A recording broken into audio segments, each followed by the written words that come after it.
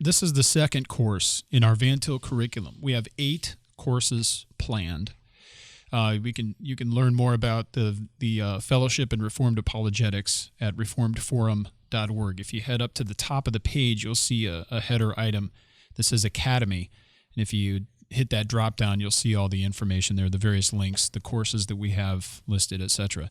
So in our first course, Lane taught an introduction to the Theology and Apologetics of Cornelius Van Til, and it had 8 sections within it. So it's about 40 short videos, about 5 hours of material, but that was a survey of all the other courses to come. So you can look at it in terms of this miniature course in one course. So the first course of 8 previewed all the courses to come. And now we have here in the second course, the first course is substantial, but this first one here is not an introduction.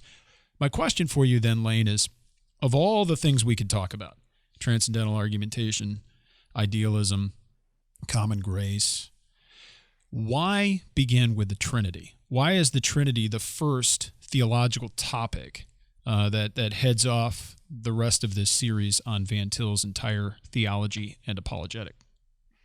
Now, that's a great question, Camden. I think the main reason is that if you read Van Til's corpus over and over again, you work through the primary sources, whether it's a Defense of the Faith, Christian Theory of Knowledge, Intro to Systematic Theology, the Survey of Christian Epistemology, Common Grace in the Gospel, and a host of other volumes, what you'll find is that Van Til, if he's talking about the antithesis, is going to have in the background the ontological Trinity. If he's talking about image or covenant or common grace, the history of special revelation, or deflections from Calvinism, in the back of it all, Van Til is insistent that our interpretive concept everywhere is the ontological Trinity.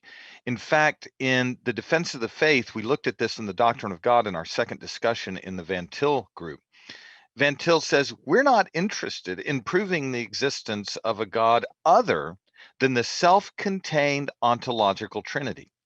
And in fact, if you want to access his distinctive apologetical method, which everyone is so interested in, what is the transcendental method? What is reasoning by presupposition? What is the indirect method? What is the method of implication? What is the representational method of reasoning? Well, the only way you can understand the distinctive methodological approach of Van Til is to grasp the distinctive Trinitarian theology from which it proceeds, of which that method is an organic extension and application. And this is a weakness in the two, I would say, the two great interpreters of Van Til in the 20th century. And there have been others, but the two great ones who've written extended books on him were Frame and Bahnsen. Frame's intro, Bahnsen's survey of Van Til's apologetic.